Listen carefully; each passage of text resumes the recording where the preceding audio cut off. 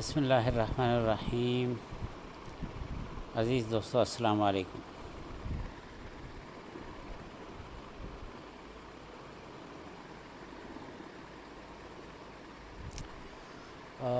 یہ میرا M S کا تھیسس تھا اور اس کی پریزنٹیشن ہے۔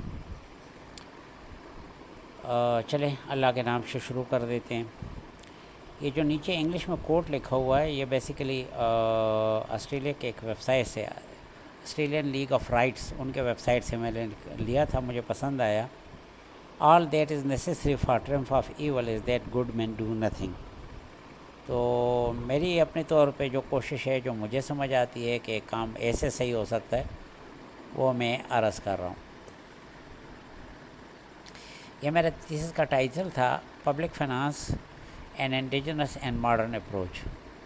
یہ تھیسس جو ہے پبلک فائنانس کے متعلق ہے، گورنمنٹ ٹیکسیشن کے متعلق، اور یہ آپ دیکھیں گے کہ اسلامی احکامات کے مطابق، امام ابو حنیفہ کے طریقے کے مطابق اس میں ایک سلوشن دیا گیا ہے، لیکن اس سب کچھ کے باوجود وہ سلوشن ماڈرن بھی ہے اور سائنٹیفک بھی ہے۔ اور میں پوری ذمہ داری سے کہہ رہا ہوں، میں ایک عرصے تک اس تھیسس میں موجود آئیڈیاز کو لوگوں سے ڈسکس کرتا رہا ہوں۔ میں نے کالج یونیورسٹی لیول پہ اچھے اچھے ڈاکٹروں کے سامنے اس کو پریزنٹ کیا ہے، کئی ایک آدھ ریسرچ کیا کانفرنس میں اس کو پریزنٹ کیا ہے، لیکن آج تک میں نے کسی کو اعتراض اٹھاتے نہیں دیکھا۔ ایک بات البتہ نوٹ کر لیں کہ اکنامکس سے دو ٹائپس ہوتے ہیں۔ ایک وہ ہم کہتے ہیں ہاؤ تھنگز آر، وہ اکنامکس جو چیزوں کو اسی طرح رکھ کر ڈسکس کرتی ہے، اور ایک ہوتی ہے ہاؤ تھنگ شوڈ بی۔ تو this is about how thing should be, it is not how things are. تو یہ بات ذہن میں رہے۔ چلے جی بسم اللہ کرتے ہیں۔ میری ریسرچ ایک آبزرویشن سے شروع ہوئی تھی، اور وہ آبزرویشن بڑی عجیب تھی کہ مسلمانوں نے ٹیکسیشن کی خاطر، جزیہ کے خاطر لوگوں کو مسلمان کرنا چھوڑ دیا تھا۔ کنورژن واز سیکریفائزڈ فار ٹیکسیشن، اور یہ ایک ہسٹوریکل کانفلکٹ ہے جو سب سے پہلے مولانا سیوطی رحمہ اللہ نے اس کو عبد الملک بن مروان کے زمانے میں اس کو نوٹ کیا۔ اچھا ایک بات ذہن میں رکھیں کہ میرا مقصد اس پہ یہ نہیں کہ میں کسی کو الزام دے رہا ہوں کہ یہ اچھا تھا وہ برا تھا، ایسی بات میں نہیں کہہ رہا۔ میرا زیادہ مسئلہ یہ ہے کہ وہ ایک کنفلکٹ میں پڑ گئے تھے، اور وہ کنفلکٹ یہ تھا کہ بھئی اگر لوگوں کو مسلمان کرتے ہیں تو اس زمانے میں تو مسلمان ٹیکس دیتے نہیں تھے، یا زکوٰۃ ہوتا تھا یا عشر ہوتا تھا، اس کے علاوہ کوئی ٹیکس نہیں ہوتا تھا مسلمانوں پر۔ تو اگر سارے لوگ مسلمان ہو گئے تو ٹیکس کہاں سے آئے گا اور یہ ملک کیسے چلائیں گے؟ اور اگر مسلمان نہیں کرتے تو اپنے دشمن بڑھتے ہیں، تو ایک عجیب قسم کا کنفلکٹ ہے جس میں مسلمان پھنس گئے تھے۔ بہرحال Muslim rulers in general sacrificed conversion for taxation, یہ کام مسلم رولرز میں عبد الملک بن مروان نے سب سے پہلے کیا۔ ہی سیکریفائز کنورژن، اس نے لوگوں کو مسلمان کرنے کا جو کام ہے اس کو روک دیا ٹیکسیشن کی خاطر، جزیہ کی خاطر۔ اور یہاں پر جو ہے نا یہ بات اس وقت شاید اتنی نوٹس میں فوراً نہیں آئی، لیکن جب عمر بن عبدالعزیز رحمہ اللہ خلیفہ بنے تو ان کے زمانے میں یہ بات ان کو مصر کے گورنر نے مشورہ دیا کہ مصر میں لوگ بڑی تیزی سے مسلمان ہو رہے ہیں، اس کو روکنے کی کوشش کرو۔ تو اس پر بڑی عجیب ان کو حیرت ہوئی، اور انہوں نے جب پوچھا تو ان کو عجیب صورتحال بتائی گئی کہ اگر سارے لوگ مسلمان ہو گئے تو ٹیکس کس سے لیں گے اور ملک کیسے چلائیں گے؟ تو اس پر انہوں نے کہا تھا کہ اللہ تعالیٰ نے رسول اللہ صلی اللہ علیہ وسلم کو انسانیت کی ہدایت کے لیے بھیجا تھا، ان سے ٹیکس لینے کے لیے نہیں بھیجا تھا۔ تم اس طرح کرو، ٹیکس کے رجسٹر میرے پاس بھیجو، لوگوں کو اسلام کی دعوت دو۔ تو بہرحال عمر بن عبدالعزیز نے اپنے زمانے میں چونکہ ٹیکس بہت کم ہو گیا تھا تو اس نے انتہائی سادگی سے حکومت چلائی ہے، لیکن تبلیغ کو قربان نہیں کیا۔ لیکن یہ کام بس عمر بن عبدالعزیز ہی نے کیا، اس کے علاوہ کسی کے بس میں نہیں تھا۔ درمیان میں اچھے حکمران آئے، برے آئے، لیکن اس کے بعد ایک بات مسلسل رہی، اور وہ یہ کہ کنورژن واز سیکریفائزڈ فار ٹیکسیشن۔ دوسری طرف رسول اللہ صلی اللہ علیہ وسلم کی ایک حدیث ہے جس سے میں نے ایک بات اخذ کی ہے۔ اور وہ یہ کہ financing state without taxing the masses is possible. یہ ایک حدیث سے میں نے لیا. اور حدیث جو ہے وہ بیسیکلی وہ ہے کہ عیسیٰ ابن مریم تمہارے درمیان آئے گے, میں مفہوم عرض کر رہا ہوں, اور وہ صلیب کو توڑ دیں گے, خنزیر کو قتل کر دیں گے, اور وہ جزیہ کو معاف کر دیں گے. تو جب وہ جزیہ کو معاف کریں گے تو اس کا مطلب ہے کہ ملک بغیر ٹیکس کے چلایا جا سکتا ہے. میں نے یہاں سے یہ بات اخذ کی ہے, اور کتنے سارے علماء کے سامنے بول چکا ہوں, وہ لوگ اس پہ اعتراض نہیں کرتے. تو یہاں سے بہرحال میرے لیے جو اہم مسئلہ تھا, جو میرے آبزرویشن تھی جس سے میری یہ ریسرچ شروع ہوئی, وہ یہ کہ taxation is a serious issue that the present writer would like to resolve. یہ ایشو کیوں سنجیدہ نوعیت کا ہے, آپ دیکھ سکتے ہیں کہ کتنا اہم ہے. اتنا تو یہ خطرناک ہے کہ بھئی اس کے لیے مسلمانوں نے ایک نیکی قربان کر دی تھی, تبلیغ قربان کر دیا تھا. تو اتنا تو خطرناک ہے, تو اس کا حل کرنا بہت ضروری ہے. پبلک فائنانس کے اس مسئلے کو حل کرنا بہت ضروری ہے. باقی جزیہ ہر ایک پہچانتا ہے, یہ اسے per head tax once collected by Muslim state from its non Muslim citizen, اور میں اسی کے ختم کرنے کی بات کر رہا ہوں. باقی زکوٰۃ و عشر جو ہے نا, وہ تو ٹیکس نہیں, وہ تو عبادت ہے. ویژن آف دا اسٹڈی, میرا کس ویژن, کس تصور کے تحت میں نے یہ ریسرچ کی ہے.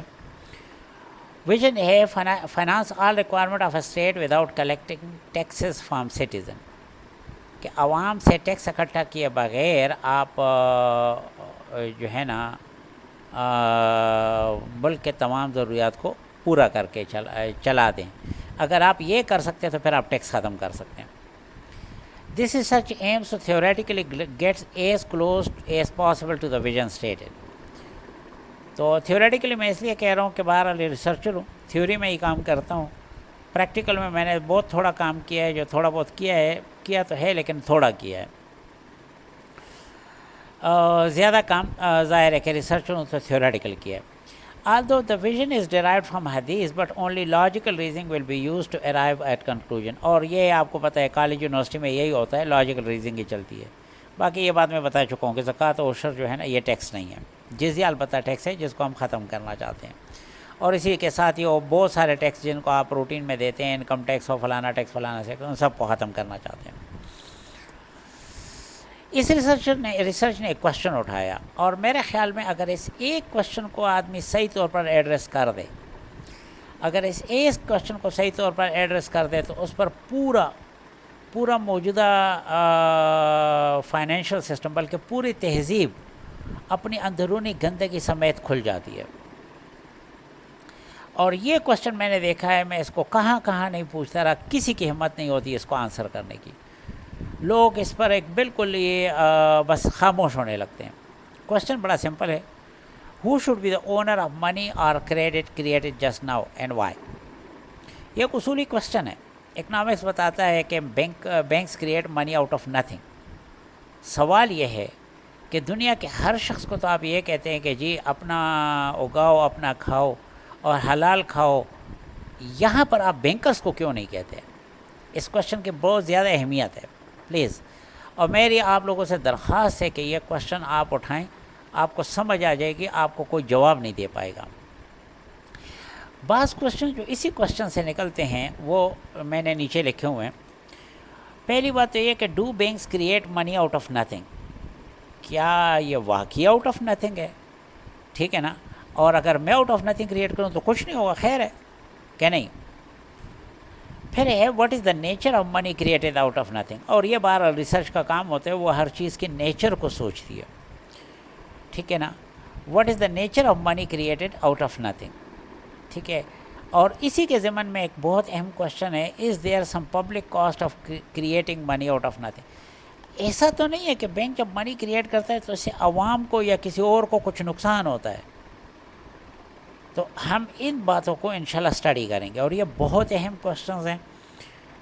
اگین میں درخواست کروں گا کہ اس کوشچنز کو ذہن میں رکھیں, اور آپ صرف اتنا کریں کہ کوشچن لوگوں کے سامنے اٹھائیں, آپ کو بہت کچھ سمجھ آئے گا. آپ دیکھیں گے بینکرز کے سامنے, اکانومسٹ کے سامنے ان کوشچنز کو اٹھائیں, آپ دیکھیں گے کہ وہ آنسر دینے کے قابل نہیں ہوں گے, ادھر ادھر بھاگتے پھریں گے. جو ان کی ایک عادت ہے طرح طرح کے, if you can not convince a person then confuse him. تو یہ اکانومسٹ کی ایک عادت ہے، اکنامکس والے، فائنانس والوں کی، مینجمنٹ سائنس والوں کی، لیکن بہرحال کوشش کریں کہ اس سے ٹو دا پوائنٹ اس سے آنسر لیں. بالفرض اس طرح کی بات پوچھیں کہ بھائی بینک بھی فار پروفٹ کام کر رہا ہے، میں بھی فار پروفٹ کام کر رہا ہوں، میں پیسے چھاپوں تو یہ ہو جاتی ہے جال سازی اور قانون ٹوٹ جاتے ہیں اور مجھے پولیس گرفتار کرتی ہے، مجھے عدالت سزائیں دیتی ہے، بینک کو کیوں نہیں دیتی؟ بینک کے لیے جسٹیفائڈ کیوں ہے؟ اس طرح پوچھیں. بھائی میں بھی فار پروفٹ کام کر رہا ہوں، وہ بھی فار پروفٹ کا کام کر رہا ہے، کوئی مفتوری نہیں، میں مفتوری نہیں کر رہا، وہ مفتوری کیوں کر رہا ہے؟ ٹھیک ہے نا؟ اور آپ مجھے حلال حرام کے بھاشن کیوں دیتے ہیں، اس کو کیوں نہیں دیتے؟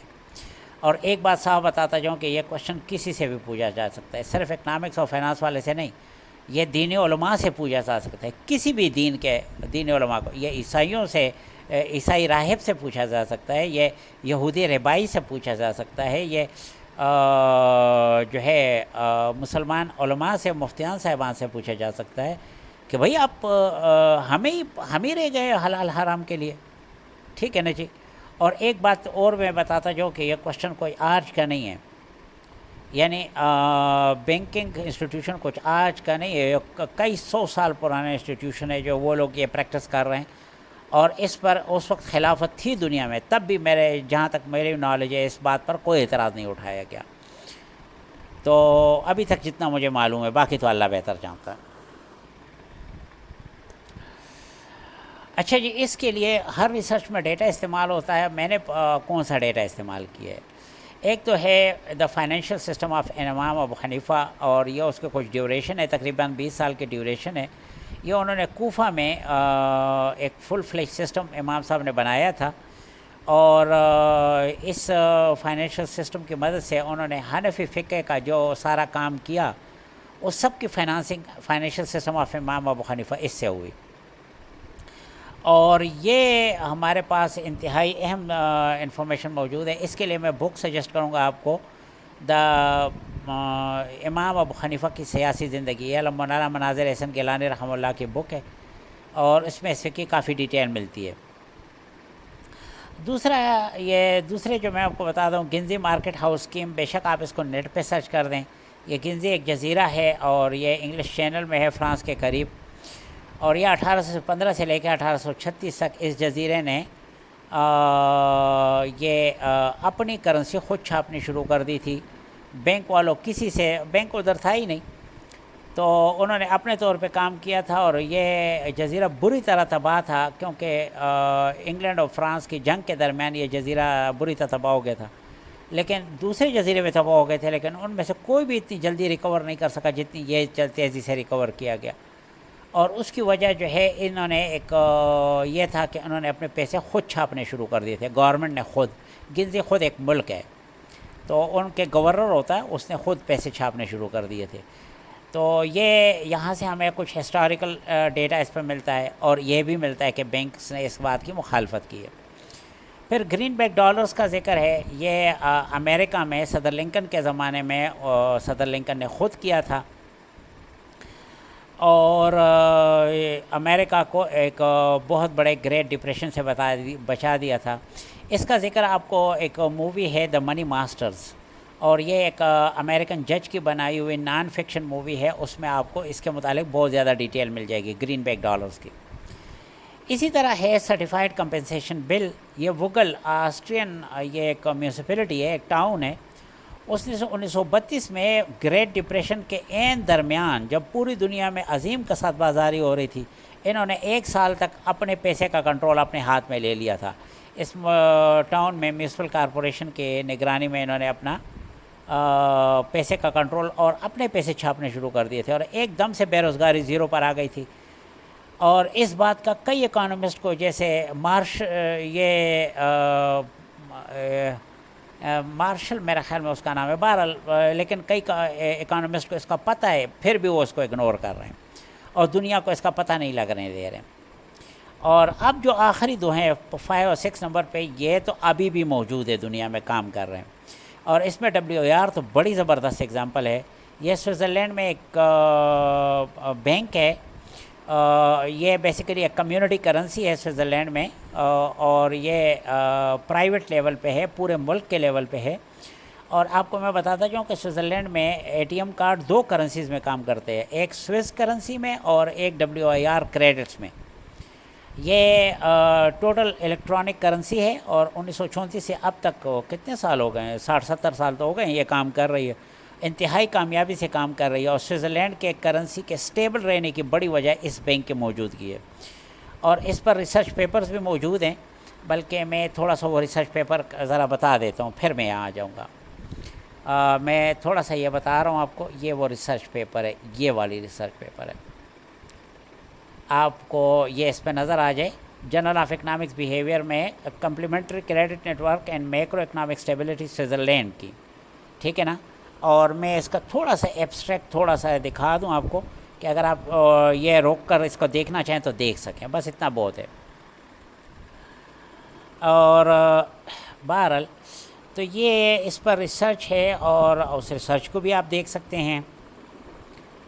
WIR بینک ایک انتہائی کامیاب تجربہ ہے، اور 60-70 سال سے انتہائی کامیابی سے دنیا میں چل رہا ہے۔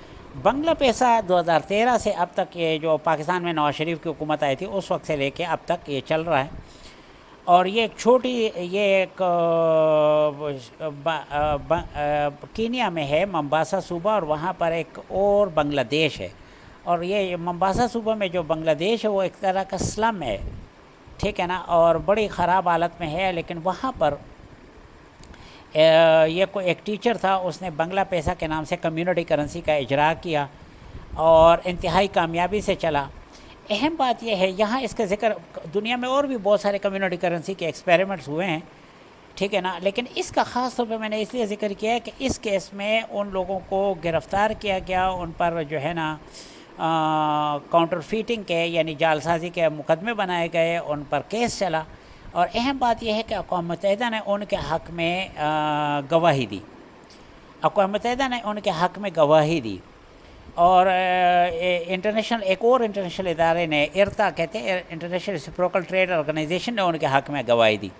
بہرحال یہ لیٹر بھی میرے پاس موجود ہے، لیکن کون کون سی چیزیں آپ کو بتاؤں گا۔ یہ کم از کم میرا سیمپل ہے۔ الٹیمیٹلی ہوا یہ کہ وہ ریسرچر نے وہ کیس جیتا، اور ان کو مطلب ممباسا صوبے کا گورنر آ کے وہ دوبارہ وہ اس کی اناگوریشن کی، اور یہ بنگلہ پیسہ ایکسپیریمنٹ ابھی بھی ادھر چل رہا ہے۔ یہ ابتدائی سیمپل ہے، لیکن جس طرح کہ میری ریسرچ ہے اس میں سیمپل سائز ہم الاؤ کرتے ہیں کہ وہ گرو کرے، یہاں تک کہ ہم تھیوریٹیکل سچویشن میں پہنچ جائیں۔ یہ کچھ اور سیمپل کا ڈیٹا ہے، جو میں نے یوز کیا ہے۔ ایک بات میں بتاتا جو میں کارٹونسٹ نہیں ہوں، لیکن یہاں پر یہ بیسیکلی میں نے کینیڈا کے ایک ویب سائٹ سے، جو ایک جرنل ہے اس کے ویب سائٹ سے میں نے یہ کارٹون ڈاؤن لوڈ کیے ہیں۔ آپ دیکھ سکتے ہیں کہ اس میں کیا میسیج دیا گیا ہے، آپ اس کو روک کر خود ہی دیکھ سکتے ہیں، آپ کو بہت کچھ سمجھ آ رہا ہوگا۔ بینکرز جو ہے انسانیت کو بیسیکلی شرک کی طرف لے جا رہے ہیں۔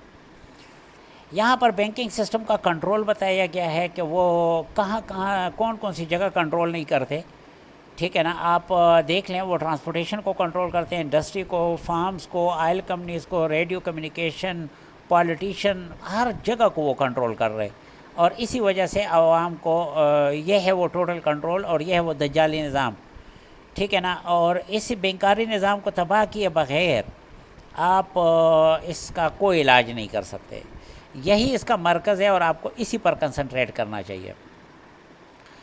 ایک اور طریقے سے وہی بات بتائی گئی ہے، today's financial system is not adapted to progress.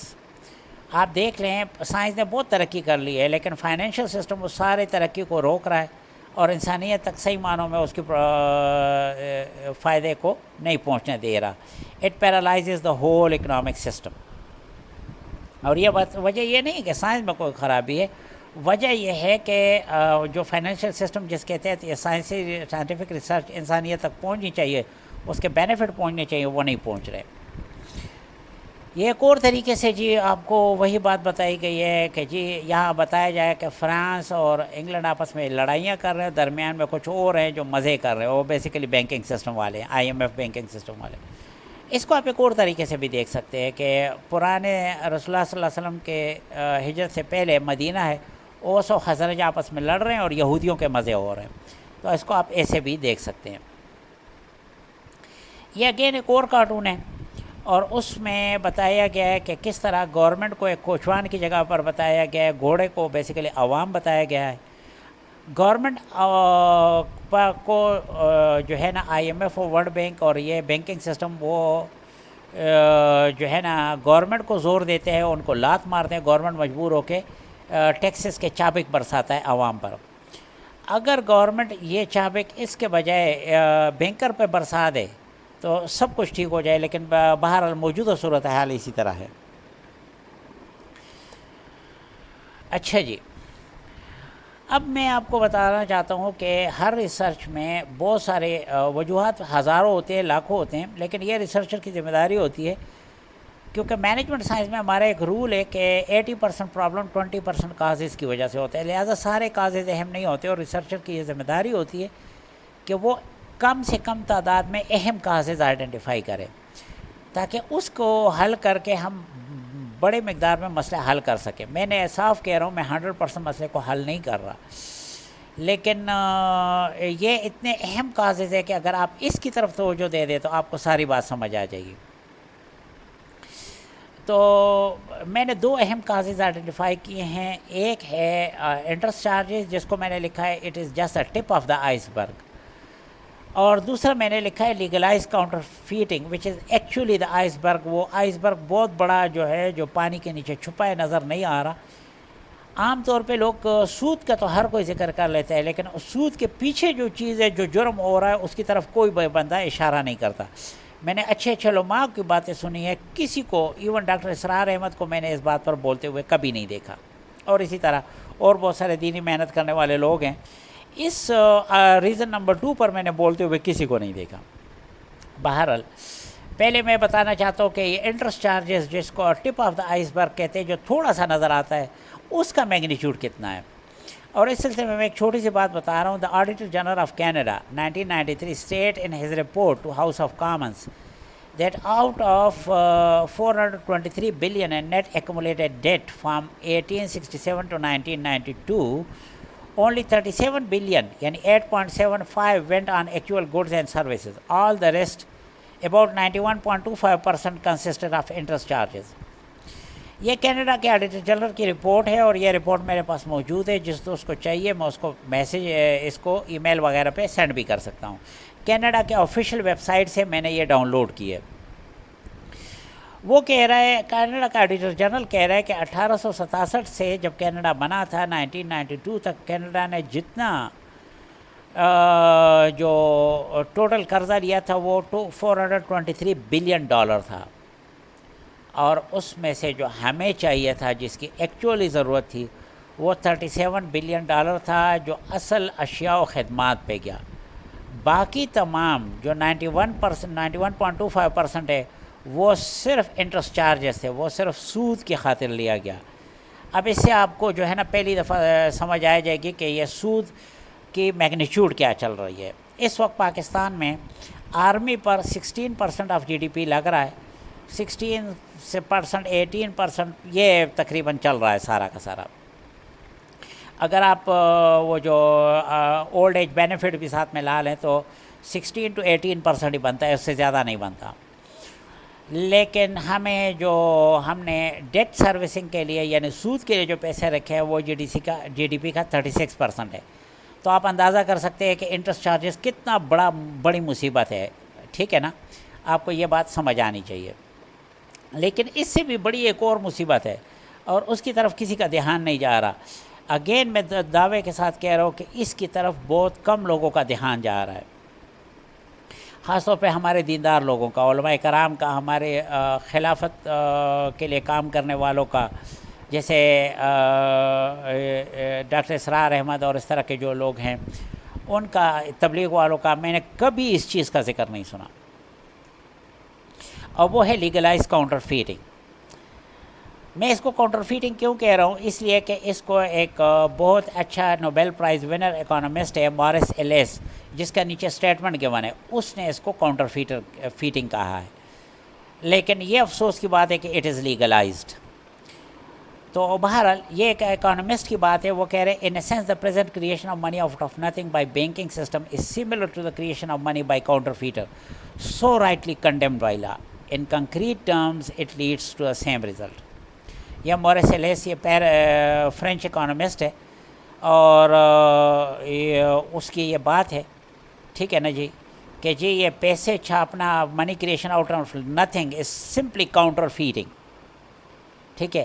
لیکن افسوس کی بات یہ ہے کہ اس کو ایک عام آدمی کرے تو یہ کاؤنٹر فیٹنگ ہے, بینکس کریں تو یہ لیگل ہے. اور یہ وہ وجہ ہے کہ جس کی وجہ سے موجودہ پوری تہذیب کو, موجودہ پوری مغربی تہذیب کو غیر اخلاقی کہتا ہوں, امورل کہتا ہوں. اب آپ کو یہاں میں نے گراف کی مدد سے بتانے کی کوشش کی ہے کہ what is the size of legal counterfeiting. اور یہ جو گراف ہے یہ میں صاف بتا رہا ہوں, یہ آپ کو بینک آف انگلینڈ جو برطانیہ کا مرکزی بینک ہے, یہ اس کے اپنا یعنی پیریاڈیکل ہے, اس کا اپنا رسالہ ہے, اس کے اندر چھپا تھا, اور میرے پاس یہ رسالہ موجود ہے, جس کو چاہیے یہ مل بھی سکتا ہے. اس میں آپ دیکھ سکتے ہیں یہ جو بلو میں شو کیا گیا گراف میں, یہ اصل کرنسی ہے, ٹھیک ہے نا. Central this is basically I O Us from central bank to government to consumers. اور پھر اس کے بیس پہ آگے جو چلایا گیا ہے ریزروز میں I O U from central bank to commercial banks. کہ بیسیکلی صحیح بات یہ ہے کہ گورنمنٹ کی کرنسی تو اس میں نظر بھی نہیں آ رہی. جو بلو میں شو کیا گیا وہ سینٹرل بینک کے آئی او یوز ہیں, آئی او یو کے میں نے آپ کو دینے ہیں, وہی کہ بینک دولت پاکستان حامل حاضہ کو مطالبہ پر ادا کرے گا, یہ جو کہانی جس پہ لکھی ہوتی ہے, they are I O Us of central bank, ٹھیک ہے نا. باقی یہ رہ گئے ریزروس, تو جن کو یہ ریزرو کہتے ہیں یہ I O Us of from the central bank to commercial bank, یہ بھی آئی او یوز ہیں, ٹھیک ہے نا. اور یہ منی کریٹڈ آؤٹ آف نتھنگ ہے, یہ بلو والا بھی ہے, یہ گرین والا بھی ہے, اور یہ بینک ڈپازٹ جو آپ کو نظر آ رہا ہے. باقی وہ جو گورنمنٹ کا اصل پیسہ ہے وہ اتنا نیگلیجبل ہے کہ اس میں نظر ہی نہیں آتا. اور باقی جو کمرشل بینکس نے کریٹ کیا ہے ذرا اس کو دیکھ لیں. اصل میں اس لیے یہ بول رہا ہوں کہ آپ لوگ کیا سمجھتے ہیں کہ مرکزی بینک تو ہمارا اپنا ہے نا. پہلی بات تو یہ کہ ہمارا اپنا کس بات پر ہے,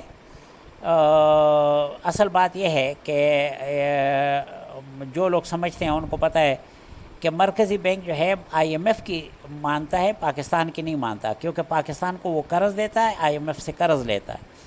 تو جس سے قرض لیتا اس کی مانتا ہے, جس کو قرض دیتا اس کی نہیں مانتا. تو بہرحال جو لوگ صحیح طور پہ ان ڈیپتھ ڈیٹیل میں پتہ ہے ان کو, اب بہرحال یہ سارا ہی آپ کے خلاف جا رہا ہے. اور باقی میں تو پوری دنیا کی ڈسکشن کر رہا ہوں, صرف پاکستان کے نہیں کر رہا. پاکستان میں تو پھر بھی تھوڑا بہت مرکزی بینک ذرا کسی حد تک ہمارا اپنا ہے, دنیا کے دوسرے ممالک میں تو مرکزی بینک بھی یہودیوں کے. تو بہرحال یہ سارا کچھ سسٹم بیسیکلی ہے یہودیوں کا, اور ہمارا اپنا ہونے سے بھی کوئی خاص فرق نہیں پڑتا. میں نے بتایا کہ یہ مرکزی بینک اس کی مانے گا جس سے قرض لیتا ہے, اس کی نہیں مانے گا جس کو قرض دیتا ہے. تو یہ بات ذرا ذہن میں رکھیں. اور خاص طور پہ اس میں یہ جو ریڈ میں شو کیا گیا ہے, they are bank deposits, they I O Us for commercial bank to consumers, اور یہ آپ دیکھ سکتے ہیں کہ اس کا میگنیچیوڈ کتنا ہے. تو پلیز آپ ذرا ذہن میں رکھیں کہ یہ جو عجیب مطلب ہے لوگ باتیں شروع کر لیتے ہیں, آپ کو اندازہ ہونا چاہیے کہ اس میں جس کو لیگل ہاؤس کاؤنٹر فیٹنگ کہہ رہا ہوں یہ کتنی خطرناک چیز ہے, کہ اور اس کا سائز کیا ہے, اس کا سائز کا بھی آپ کو اندازہ ہونا چاہیے. آگے جاتے ہیں.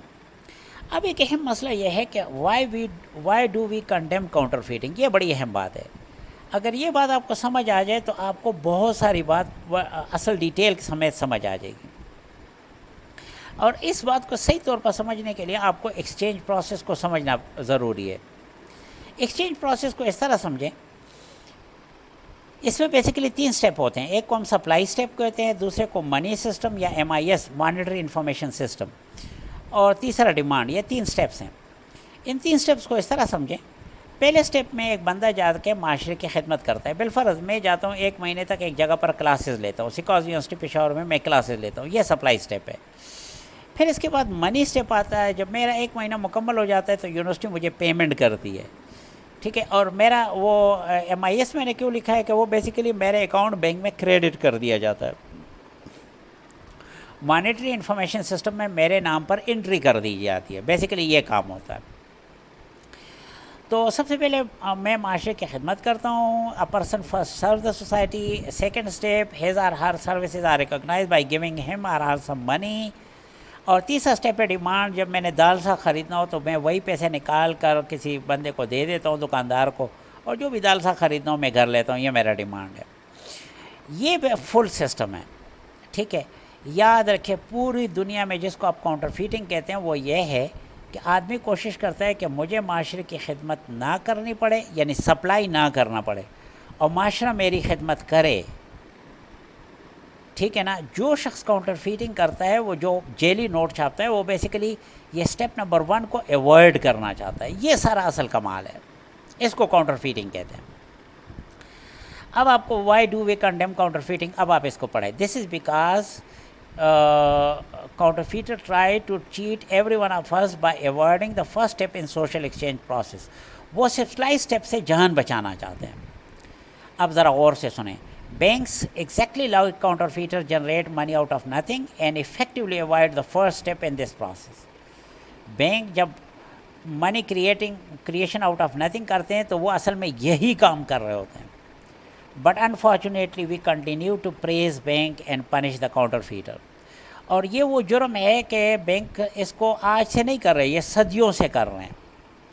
اور میں صاف طور پہ بتا رہا ہوں کہ اس سلسلے میں ہمارا کام تقریباً نیگلیجبل ہے. ہمارے علماء کا کام, ہمارے اداروں کا کام, ہمارے اکنامکس اور فائنانس ماہرین کا کام, ہمارے حکومتوں کا کام بالکل. اور حکومت کا مطلب پاکستان نہیں ہے, میں وہ بتا رہا ہوں جب خلافت تھی دنیا میں تب بھی ہم نے کام نہیں کیا, اور ان کو نکیل ڈالنی چاہیے تھی, ہم نے نہیں ڈالی, اور وہ گند ابھی تک ہمارے ساتھ چل رہا ہے. تو پلیز یہ بات ذہن میں رکھیں کہ یہ جو کچھ میں عرض کر رہا ہوں یہ بہت ہی خطرناک ہے, اور آپ کو اس کے متعلق معلوم ہونا چاہیے. اور اس مسئلے کو حل کیے بغیر آپ اگر دنیا میں اسلامی نظام کی باتیں کرتے ہیں, خلافت کی باتیں کرتے ہیں, تبلیغ کی باتیں کرتے ہیں, تو بیسیکلی آپ, میرے حساب سے آپ کی حیثیت صرف اتنی ہے کہ جیسے مردار کتا کنویں میں پڑا ہو اور آپ بار بار ڈول نکال کے سمجھ رہے ہوں کہ ایک دن یہ صاف ہو جائے گا. میرے خیال میں ای خیال است محال سجنو, ایسا کچھ نہیں ہوگا. اب اہم بات یہ ہے کہ منی کریشن جو ہے نا یہ اصل میں ہے کیا. میں یہاں اس سلائیڈ پہ یہ ثابت کرنا چاہتا ہوں کہ منی کریشن اصل میں ہڈن ٹیکسیشن ہے. یہ ایک ٹیکس ہے جو عوام پہ لگ جا رہا ہے. ٹھیک ہے نا. کیسے ہے ابھی آپ کو سمجھ آ جائے گی. When bank create money they create inflation. یہ تو سمپل سی بات ہے. ٹھیک ہے نا. وین بینکس کریٹ منی, یہ اکنامکس کا بالکل سمپل سا اصول ہے کہ آپ پیسے بڑھا دیں, چیزیں اتنی رہے تو خود بخود انفلیشن آ جاتی ہے. ٹھیک ہے نا. بلکہ آپ پیسے بڑھا دیں تو اگر اس دوران چیزیں بڑھ بھی گئیں ساتھ, تو اگر آپ پیسہ پیدا نہ کرتے تو اس سے جو ڈیفلیشن آ سکتی تھی وہ نہیں آئی. ٹھیک ہے نا. تو اتنی مقدار میں کہ جو ڈیفلیشن جو ارزانی ہو سکتی تھی وہ نہیں آنے دی آپ نے, اتنی مقدار میں انفلیشن کریٹ کر لی. لیکن صحیح بات یہ ہے آپ عرصہ دراز سے دیکھ لیں مسلسل انفلیشن ہی چل رہا ہے. اور یہ میرے ثبوت ہے میرے بات کا کہ پوری دنیا میں یہ سسٹم چل رہا ہے اور اسی کا نقصان ہو رہا ہے. اور یہ صرف پاکستان کو نہیں, خود امریکہ کو یہی سسٹم کہا گیا, برطانیہ کو یہ سسٹم کہا گیا ہے. By creating inflation they steal the purchasing power of existing money. Actually ہوتا کیا ہے, جب بینک پیسے کریٹ کر لیتا ہے تو آپ کا بالفرض 1 لاکھ روپے بینک میں پڑا ہوتا ہے, یا کہیں آپ کے گھر میں آپ کے پاس پڑا ہوتا ہے, تو رہتا تو وہ 1 لاکھ ہے, لیکن وہ کام 1 لاکھ کا نہیں کرتا. وہ کام بالفرض 95,000 کا کرتا ہے, 90,000 کا کرتا ہے. فل پیسے 1 لاکھ کا جیسے پہلے کام کرتا تھا ویسے نہیں کرتا. اسی کو انفلیشن کہتے ہیں. پیسہ رہتا اتنا ہے لیکن اس کا وزن نکل جاتا ہے. یہ وزن کہاں چلا جاتا ہے؟ جو بینک نے نئی منی کریٹ کی ہے اس میں چلا جاتا ہے. تو یاد رکھیں کہ جب بینک پیسے کریٹ کرتا ہے تو وہ ایکچولی کیا کرتا ہے, they tax every one of us including government itself. تو یہ ٹیکسنگ ہو رہی ہے اور ہم میں سے ہر ایک پیسے چوری ہو رہے ہیں. خود گورنمنٹ کا پیسہ بھی چوری ہو رہا ہے, پیسہ نہیں, اس کے پرچیزنگ پاور چوری ہو رہی ہے, یوں سمجھ لیں. اس پیسے میں سے وزن جو ہے چوری کیا جا رہا ہے. تو بہرحال چونکہ ہم میں سے ہر ایک کو کچھ دیے بغیر ہمارے جیب سے پیسے نکل رہے ہیں یا اس کی پاور پرچیزنگ پاور نکل رہی ہے, تو اس وجہ سے میں کہہ رہا ہوں کہ money creation is equal to hidden taxation. Money creation is actually hidden taxation. اب سوال یہ ہے کہ آپ کو, کیونکہ ٹیکس یہی ہے کہ آپ سے اگلا پیسے لے لیتا ہے لیکن بدلے میں کچھ نہیں دیتا, یا بدلے میں فوری طور پہ ریسپروکیٹ نہیں کرتا. اب سوال یہ ہے کہ who should be the owner of tax money. تو اس میں دوسری بات ہی نہیں ہے, clearly none but the government of the country. یہاں پر گورنمنٹ سے بیوقوفی ہوئی ہے. This is very unfortunate that somehow banks become the owner of new money. اور یہ کیسا ہوا ہے؟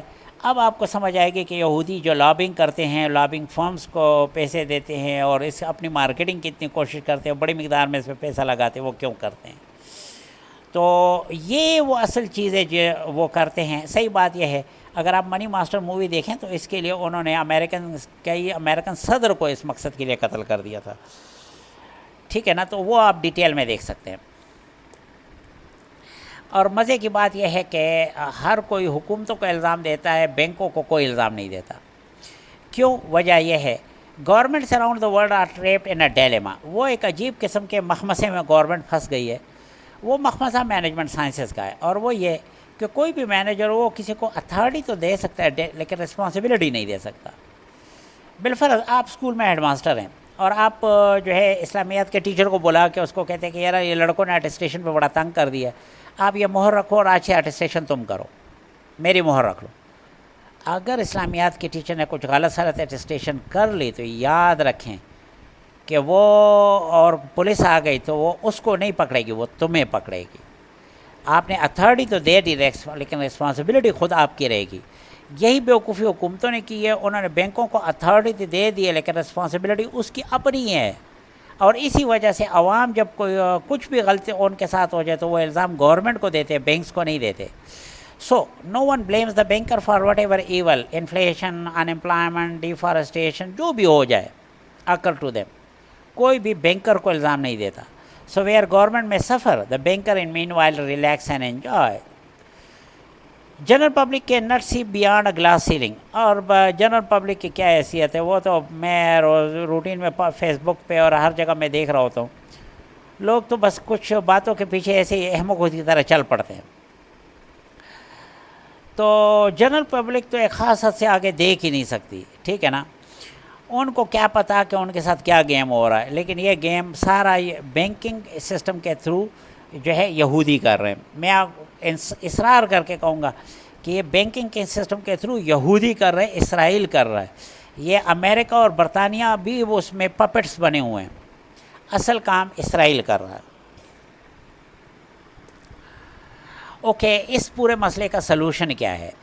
سلوشن بائی امام ابو حنیفہ. اور یہ جو سلوشن میں بتا رہا ہوں اس کو میں دا فائنینشیل سسٹم آف امام ابو حنیفہ کہہ رہا ہوں. یہ ایک ماڈل ہے آپ کے سامنے. اس ماڈل میں آپ کو یہ جو بلاک ہے یہ جنرل پبلک کو شو کر رہا ہے. یہ ماڈل میں یہ بلاک جنرل پبلک کو شو کر رہا ہے, عوام کو, جن کی ضرورت ہے کہ وہ اپنے پیسہ کہیں سیف رکھنا چاہتے تھے. یہ جو جگہ ہے آپ سمجھے, یہاں پر جب امام صاحب زندہ تھے تو یہاں پر وہ خود موجود تھے. بعد میں امام صاحب کی خواہش تھی کہ گورنمنٹ خود اس طرح کا ادارہ بنائے, جوڈیشری میں بنا دے یا کسی اور جگہ پر بنا دے, لیکن اس طرح کا ادارہ بنائے. امام صاحب کا یہ اپنا ایک بزنس تھا, کپڑے کا بزنس تھا. جب امام صاحب یہاں خود تھے ان کا کپڑے کا بزنس تھا. بہرحال امام صاحب چاہتے تھے کہ اس بینک کا اپنا ایک بزنس بھی ہو جس سے یہ کمائی کرے. باقی لوگ اس میں پیسے رکھیں تو سارے کے سارے اکاؤنٹ کرنٹ ہوں, اور اس میں نہ مطلب سارے اکاؤنٹ کرنٹ ہو, اس میں نہ سود دیا جائے نہ سود لیا جائے. ٹھیک ہے نا, جتنے ڈپازٹس ہوں وہ انٹر فری ہوں, اور جب آپ چاہیں آپ اپنے پیسے ڈرا کر سکتے ہیں. یہ سارا سسٹم ہوگا, سارے اکاؤنٹ کرنٹ ہوں گے. اور اسی پیسہ کا جو امام صاحب کے پاس یہاں اکٹھا ہو جاتا تھا, اسے امام صاحب نے دو کام کیے. ایک تو اور لوگوں کو بغیر سود کے قرضے دیے, اور یہ بھی بہت بڑی مقدار میں تھے بغیر سود کے قرضے. بلکہ صحیح بات یہ ہے کہ امام صاحب نے بہت سارے قرضے جب دیکھا کہ اگلا نہیں دے سکتا تو معاف بھی کیے ہیں. بہرحال لیکن صرف یہ کام نہیں کیا گیا, اس میں سے کچھ پیسہ انہوں نے اپنے بزنس میں بھی انویسٹ کیا, اور وہ جو چھوٹا سا کپڑے کی دکان تھی وہ اس کے بجائے بہت بڑا کارخانہ ہو گیا، اور اس کارخانے میں خز نام کا بڑا بہترین کپڑا بنتا تھا. وہ کپڑا عوام بھی خریدتے تھے، اور یہاں سے جو ہے نا ہمارے پاس ریونیو آتا تھا. اور اسی طرح بزنس والے بھی خریدتے تھے، وہاں سے بھی ریونیو آتا تھا. اور وہ سارا جو ہے ریونیو میں ظاہر ہے کہ اس میں کچھ اصل کچھ پیسے ہوتے تھے جو اس پہ خرچہ آیا ہے، باقی منافع ہوتا تھا، منافع ادھر آ جاتا تھا. اس منافع کو استعمال کر کے امام صاحب نے حنفی فقہ کا جو 20 سال کی ریسرچ تھی، اس میں علماء کے خرچے، اس میں طلباء کے خرچے، اس میں امام صاحب کے اپنے کتنے سارے خرچے سارے پورے کروائے. تو یہ سمپل سا سسٹم تھا. امام صاحب چاہتے تھے کہ اس سسٹم کو جاری رکھا جائے، ان کے بعد بھی افسوس کہ ہم نے اس کو چھوڑ دیا. This model was practice for 20 year. تو میں بتا رہا ہوں یہ کوئی ایسے ہی گپ نہیں ہے، یہ میرے کسی ریسرچر کی ذہنی اختراع نہیں ہے. یہ سسٹم 20 سال تک پریکٹس کیا جا چکا ہے. It was use to finance Hanafi jurisprudence. تو منافع تھا تو یہاں پر خرچ ہوا نا، اتنا زیادہ منافع تھا کہ امام صاحب نے اپنے خرچوں کے سوا ادھر بھی 300-400 تک علماء ہر وقت ان کے پاس ہوتے تھے، ان کی تنخواہیں چلتی تھیں. کتنے ساتھ طلباء ہوتے تھے، ان کے وظیفے چلتے تھے. بعض طلباء کے تو والدین تک کو وہ وظیفے دے دیتے تھے. قاضی ابو یوسف رحمہ اللہ کہتے ہیں کہ 20 سال تک امام صاحب نے میرا اور میرے گھر والوں کا سارا خرچہ برداشت کیا. اپنے طلباء کی شادیاں بھی کرا دیتے تھے. ظاہر ہے یہ سارا، اور یہ سارا کام امام صاحب نے چندوں کے بغیر کیا اور بغیر سرکاری مدد کے کیا، اصل اسی منافع پر کیا. It is unfortunate that Muslim ignored such a useful interest-free financial system. یہ بڑے افسوسناک بات ہے کہ مسلمانوں نے امام صاحب سے ان کا فقہ لیا. کوئی اس فقہ کی تبلیغ کر رہا ہے، کوئی اس کے تعلیم کر رہا ہے، کوئی اس پہ تصنیف و تالیف کر رہا ہے، کوئی اس پہ سیاست کر رہا ہے. بس سب کچھ کر رہے ہیں، لیکن اس فقہ کے پشت پہ موجود فائنانس کا سسٹم جو ہے اس کو سب نے اگنور کر دیا. اور صحیح بات یہ کہ اس میں حنفی فقہ کا بھی بڑا نقصان ہوا، اور علماء جو ہے مین سٹریم مارکیٹ سے نکل گئے، اور اس کی وجہ سے علماء کا ویژن بہت کم ہو گیا. اور اب حالت یہ ہے کہ آپ عالم کے پاس چلے جاؤ تو آپ مسئلہ بتاؤ تو اس کو پتہ ہی نہیں ہوتا کہ یہ کیا چیز ہے. آپ ذرا پوچھ لو نا اس طرح کے نئے قسم کے مسئلے، ڈیریویٹو سیکیورٹیز کا پوچھ لیں، آپ کوئی اور اس طرح کی چیزوں کا پوچھ لیں، آپ کو پتہ چل جائے گا کہ علماء کو کتنا پتہ ہے. بہرحال امام صاحب کیا چاہتے تھے؟ امام صاحب چاہتے تھے گورنمنٹ کا اپنا بینکنگ سسٹم ہو، یہ سارا گورنمنٹ کا اپنا ہو. اور جب اس بینکنگ سسٹم میں منی کریشن ہوگی تو وہ کس کا ہوگا؟ ظاہر ہے گورنمنٹ کا ہوگا. اس پر مفت میں پیسہ گورنمنٹ کا ہو جائے گا، اور اس کے مفت سے پیسے سے گورنمنٹ موٹر وے بنائے تو موٹر وے بنائے، اس سے وہ ڈیمز بنائے تو ڈیمز بنائے، اس سے یونیورسٹیاں بنائے، ہاسپٹل بنائے، جو بنائے بناتا جائے. ٹھیک ہے، اسپیس ایکسپلوریشن کرے، جو کچھ حکومت کرے کر سکتی ہے. ٹھیک ہے، اس کے لیے ٹیکسنگ کی کوئی ضرورت نہیں. اور یہ سارا پیسہ بغیر سود کے اندازہ کرے. وہ جو کینیڈا کے ایڈ جنرل کے بات ہے، وہ 91% ایکسپنسز تو ایک دم سے ختم ہو جائیں گے، اور وہ بھی ختم ہو جائیں گے، اور مفت میں پیسہ بھی اویلیبل ہو جائے گا. آپ کو اندازہ ہے کہ گورنمنٹ کے پاس کتنی بڑی خزانہ ہاتھ آ جائے گا. اور پھر مزید کیا کہ گورنمنٹ جو پروڈکٹس بنائے گی، بالفرض بجلی بنائے گی، یا بالفرض گورنمنٹ اسپیس ایکسپلینیشن کرے گی اور فضا میں مصنوعی سیارے بھیجے گی، اور اس کی وجہ سے ایک موبائل سروس کی سہولت عوام کو دے گی، تو اس کے لیے تو عوام سے پیسے لے گی. تو government should earn profit instead of taxing citizen. تو یہ ایک پورا سسٹم تھا کہ جو امام صاحب نے ہم سب کے سامنے رکھا. افسوس کہ ہم نے چھوڑ دیا. اس سسٹم کے کیا فائدے ہیں؟ یہاں پر میں نے میرٹس لکھے ہیں، یہاں ڈی میرٹس لکھے ہیں. پہلی بات یہ کہ یہ ڈی میرٹس تو اس ایک میرٹ سے ہی ختم ہو جاتا ہے کہ آپ کا انٹرسٹ ایکسپینس نہیں ہوگا اور انٹرسٹ انکم بھی نہیں ہوگا. یعنی اور ویسے ایک بات آپ کو بتاتا جاؤں، جو لوگوں کو صحیح طور پہ پتہ ہے، انٹرسٹ کے راستے میں جو اگر صحیح معنوں میں ڈائریکٹ و انڈائریکٹ تمام راستوں کا حساب کر دیا جائے، کیونکہ انٹرسٹ جو گورنمنٹ سے لکھا جاتا ہے وہ بھی الٹیمیٹلی عوام سے نکلتا ہے. انٹرسٹ جو کارخانہ دار سے نکلتا ہے وہ بھی الٹیمیٹلی پروڈکٹ میں ایڈ ہو کے عوام سے ہی نکلتا ہے.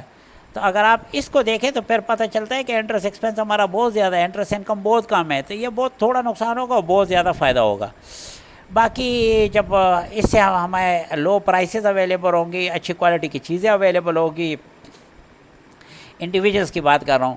امپلائمنٹ اور سیلف امپلائمنٹ کی اپرچونیٹیز بہت بڑھ جائیں گی، جاب زیادہ ہو جائیں گی، تنخواہیں اچھی ہو جائیں گی. اور ٹیکس نہیں دینا پڑے گا. ہے نا مزے کی بات. بزنسز کو کیا فائدہ ہوگا؟ اگین انٹرسٹ انکم نہیں ہوگا لیکن انٹرسٹ ایکسپینس بھی نہیں ہوگا. لیکن آپ کو یہ فائدے دیکھتے جائیں, آپ کو کتنے سارے فائدے ہوتے چلے جائیں گے. کبھی واقعی کسی اکانومسٹ نے اگر یہ بات سنی ہو, وہ آپ کو بتائے گا کہ کیا کیا فائدے ہو سکتے ہیں. صحیح بات یہ ہے وہ کینس کی بات کہ with interest free financing we will reach a golden age. Banking کو کیا فائدہ ہوگا؟ ایک تو یہ کہ موجودہ بینکاری تو تقریباً ساری ختم ہو جائے گی, لیکن بینکاری حقیقتاً ختم نہیں ہوگی, کیونکہ میں نے گورنمنٹ کی اپنی بینکنگ کو بتا دیا کہ وہ رہے گی. ٹھیک ہے نا.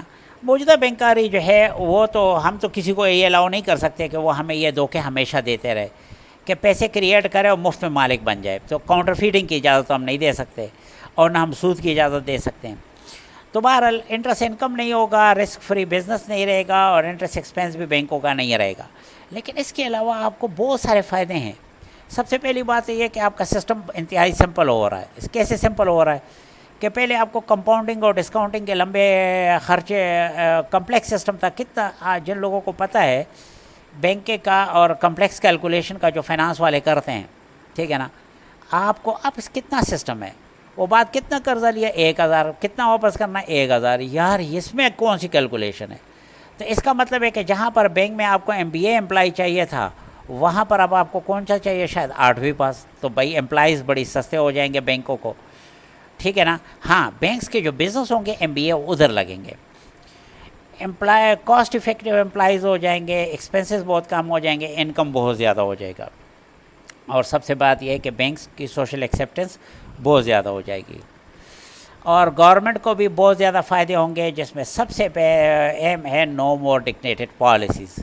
ٹھیک ہے. اور بھی بہت سارے فائدے ہوں گے, کیونکہ جب لوگ سارے جاب پہ لگیں گے تو کرائمز بہت کم ہو جائیں گے, اور کرائم بہت کم.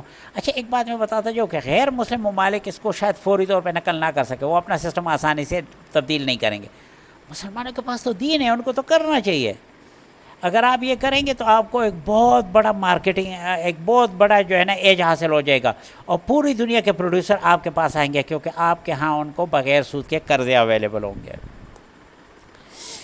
سو پلیز ہم اب ہر ایک کو کہہ رہے کہ ریکنسیڈر, تمام فائنانس اکنامکس کو ہم کہہ رہے ہیں reconsider. A major portion of economics and finance, both being based on unfound conventions, stand void and need to be reconsidered by academic circles. تو پہلی بات تو یہ ہے کہ جی یہ تو فیوچر کا کام ہے کہ اکنامکس اور فائنانس جتنا میں بتا رہا ہوں, جس بات پہ وہ بیس کر رہا ہے وہ تو سارا غلط ہے. تو آگے وہ کتنا اکنامکس غلط ہے آپ جو اکنامکس اور فائنانس والے جانتے ہیں. میرے یہ پریزنٹیشن ہو رہی تھی تو جو اکنامکس والا بیٹھا ہوتا ہے اس نے کہا میں نے تو ساری زندگی یہ پڑھا ہے, یہ اب کیا ہوگا, تم تو میرے پوری ایجوکیشن کو 0 سے ملٹیپلائی کر رہے ہو. پھر government, industry, communities, individual should reconsider that decision already taken such fall assumption. تو بہرحال یہ بھی ہے, and stop counterfeiting at all level in all form in order to provide level playing field to all concerned. تو یہ government کی ذمہ داری ہے, گورنمنٹ کو تمام لوگوں کو لیول پلینگ فیلڈ دینا ہے. ٹھیک ہے. گورنمنٹ اگر مجھے حلال کھانے کا کہتی ہے تو اس کو بینک کو بھی کہنا چاہیے. وی کلیم اینڈ وی آفر, ایک minute. We claim and we offer. We claim that a state can function without collecting tax from a citizen. We can help government in this direction. The price of service of money interest is an unnecessary hypothesis. Unnecessary اس لیے ہے کہ جب money out of nothing create ہو رہی ہے, مفت میں کریٹ ہو سکتی ہے, تو ایسی چیز کی پرائز کی کیا ضرورت ہے؟ پرائز تو اس چیز کی ہوتی ہے جو اکنامک گڈ ہو. فری گڈ کی پرائز کہاں سے آ گئی؟ تو highly profitable banking entirely bases on concerted use of interest free loans and business is possible. اور یہ میں امام ابو حنیفہ کے فائنینشیل سسٹم کی بات کر رہا ہوں. We claim that unemployment is a solution for itself. We can not educate government how to eradicate unemployment. Thank you very much. I am Obaidullah, a scientist not a technologist. تو یہ میرے teacher نے سر عبد الخالق نے مجھے کہا تو Ubaid scientist بننا technologist بننا, یہ ان کے حکم پہ میں عمل کر رہا ہوں. وہ بتاتے تھے ٹیکنالوجسٹ ایک مضبوط اور چالاک خچر کی طرح ہوتا ہے. خچر کا کمال یہ ہے وہ کم کھاتا ہے, زیادہ وزن اٹھاتا ہے. اس لیے دنیا بھر میں جو بہت سارے لوگ سائنٹسٹ کے نام پہ ملتے ہیں وہ ایکچولی ٹیکنالوجسٹ ہیں. وہ بہت آؤٹ پٹ دیتے ہیں اور وہ کم خرچے پر دیتے ہیں، اور یہ اچھی بات ہے، بری بات نہیں ہے، لیکن ان سب میں ایک مسئلہ ہے خچر نسل جاری نہیں رکھ سکتے. نسل جاری رکھنے کے لیے ان کو خچر کو کہاں جانا پڑتا ہے، اس طرح ان کو بھی واپس سائنٹسٹ کے پاس آنا پڑے گا. سائنٹسٹ وہ ہوتا ہے جس کے پاس مسئلے کا حل ہوتا ہے، اس طرح نہیں بہانے نہیں بناتا. اور جس طرح اکنامکس والوں کے متعلق مشہور ہے کہ if you can not convince a person then confuse him. باہر I am Obaidullah from سکاز یونیورسٹی پشاور. السلام علیکم ورحمۃ اللہ وبرکاتہ. چلے جی اب اس کو کلوز کر لیتے ہیں.